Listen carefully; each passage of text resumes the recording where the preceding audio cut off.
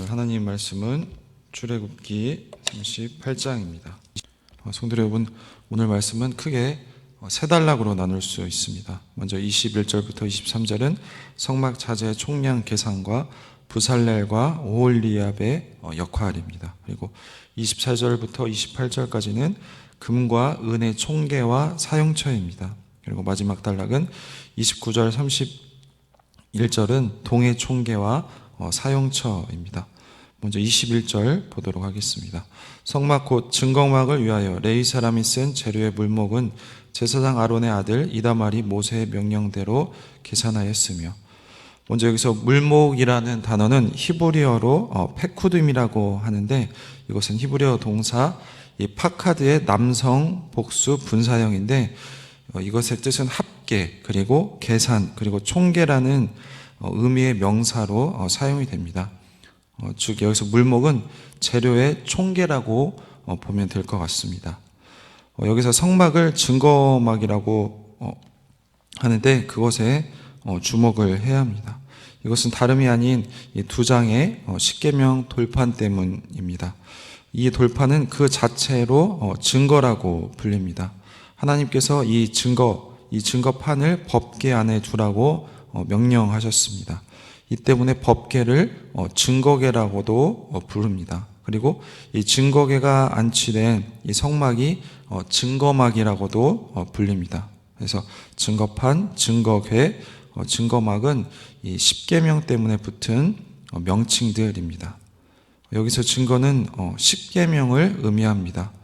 십계명이 얼마나 중요한지 다시 한번 확인할 수 있습니다. 그렇다면 십계명은 무엇에 대한 증거인가요? 하나님과 이스라엘 백성 사이의 언약의 증거요, 증표입니다. 하나님은 한 분이라는 증거요, 그분이 창조주, 우리의 구원자라는 증거인 것입니다. 계속해서 2절과 3절 보도록 하겠습니다. 유다지파 훌의 손자여 우리의 아들인 부살렐은 여호와께서 모세에게 명령하신 모든 것을 만들었고, 단지파 아하시막의 아들 오홀리압이 그와 함께 하였으니, 오홀리압은 재능이 있어서 조각하며 또 정색, 자색, 홍색 실과 가는 실로 수놓은 자더라.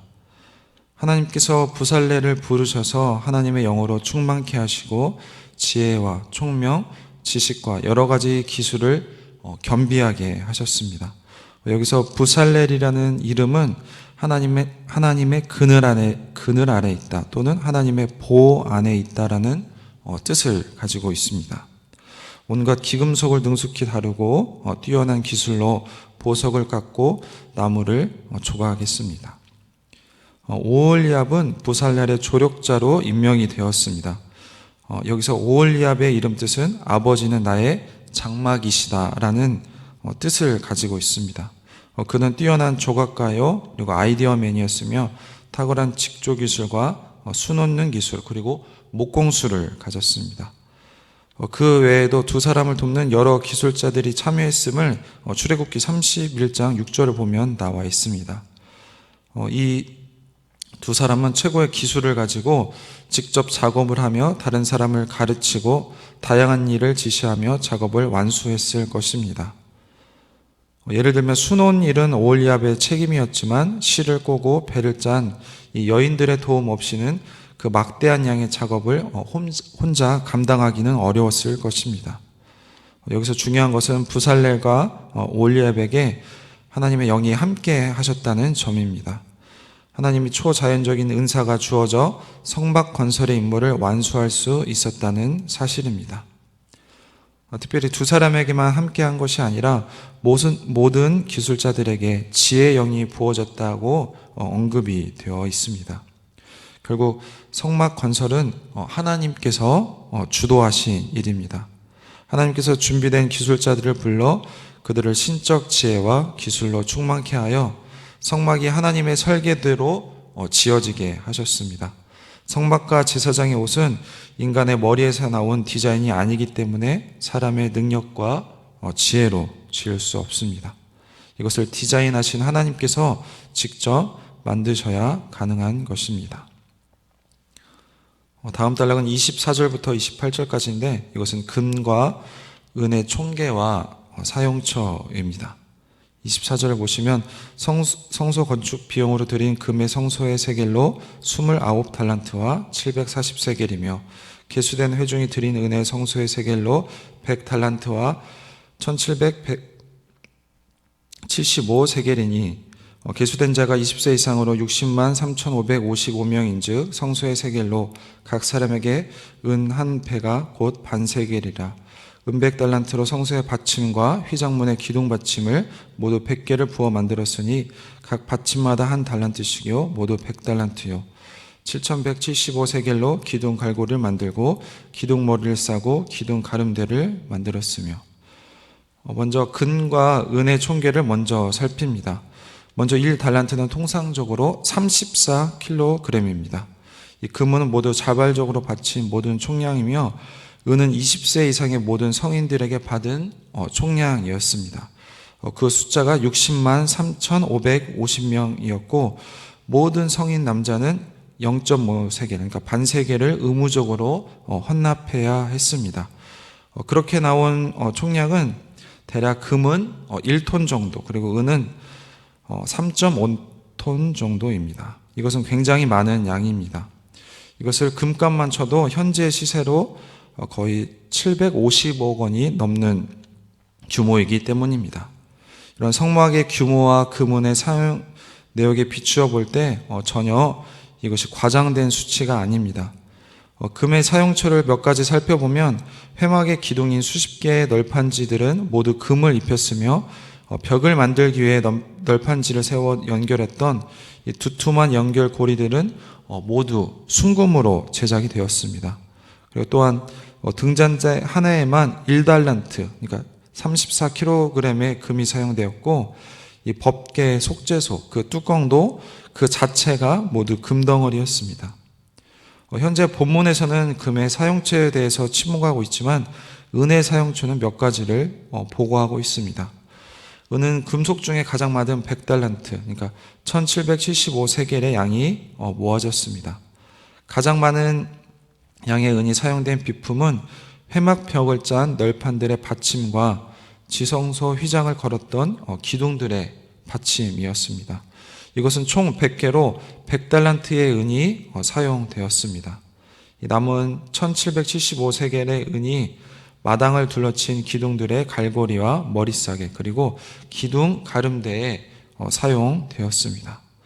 마지막 단락인 29절부터 31절입니다. 이것은 동의 총계와 사용처에 관한 것입니다. 드린 놋은 70달란트와 2400세겔이라. 이것으로 회막문 기둥 받침과 놋 제단과 놋 그물과 제단의 모든 기구를 만들었으며 뜰 주위의 기둥 받침과 그 휘장문의 기둥 받침이며 성막의 모든 말뚝과 뜰 주위의 모든 말뚝을 만들었더라. 동은 총 70달란트 2400세겔인데 현대 도량으로 약 2.4톤 정도입니다. 이 놋의 사용처는 기둥들의 받침대와 말뚝, 그리고 놋 재단, 그리고 비품들, 그리고 물두멍이 있습니다. 모두 마당에 있는 비품들과 골조에 사용이 되었습니다. 성도 여러분, 오늘은 성막을 지어진 재료들의 총량을 지금 살펴보았습니다. 이 성막의 규모는 사실 다른 규모를 가진 다른 국가들의 신전에 비해 매우 작고 초라했습니다. 가나안 땅에 입성해서 건축한 성전 또한 별로 큰 규모는 아니었습니다. 물론 하나님께서는 공간은 작았지만 자신의 성막, 성전이 하나님의 영광과 임재를 나타내도록 최대한 화려한 상징적인 장식들과 금은 보화로 꾸미도록 하셨습니다. 소요된 금의 총량은 금이 약 1톤, 은이 3.4톤입니다.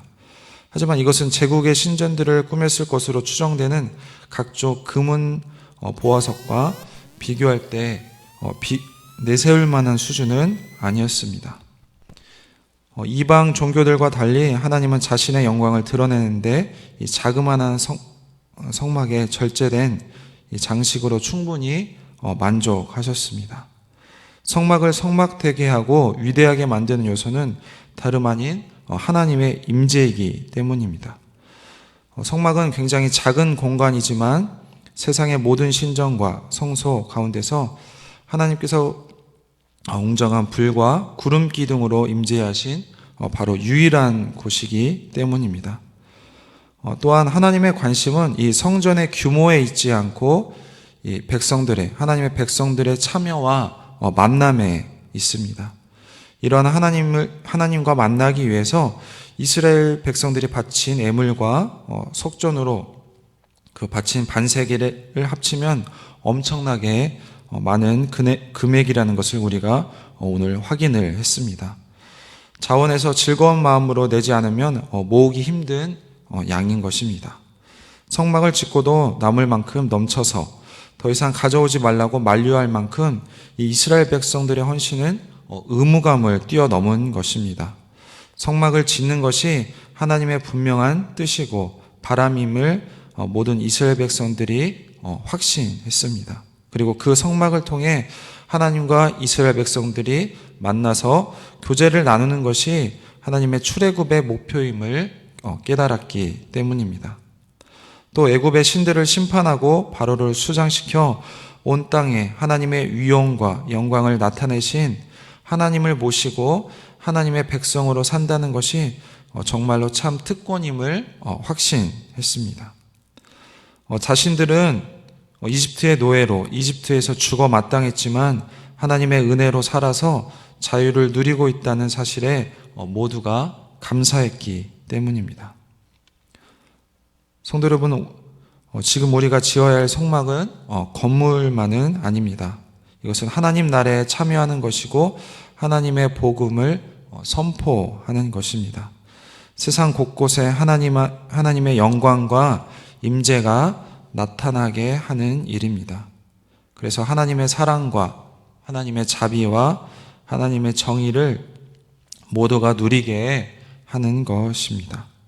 그 고귀한 사명을 위해 우리에게 하나님께서 모든 은사와 그리고 소유와 건강과 시간을 우리에게 맡기신 것입니다. 우리 모든 성도님들이 하나님 나라를 위해서 자원하여 즐거운 마음으로 복음의 확장에 참여하는 모든 성도님들이 되시길 소망합니다. 기도하겠습니다.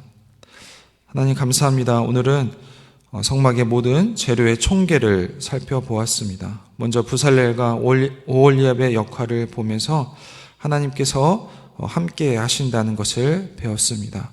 하나님 우리에게 주신 모든 것들이 하나님께서 주셨다는 것을 기억하고 교만하지 않고 겸손하게 살아가시고 이렇게 하나님께 쓰임을 받을 때 하나님께 영광이 되고 하나님의 도구로 사용된다는 것을 보았습니다. 하나님 또한 오늘 총계를 보면서 다른 이방 신전과 비교했을 때 굉장히 초라한 수준이라는 것을 알았지만 성막이 되는 것은 하나님께서 임재하신다는 것, 우리를 만나주시고 우리와 교제한다는 것에 성막의 의미가 있다는 것을 보았습니다.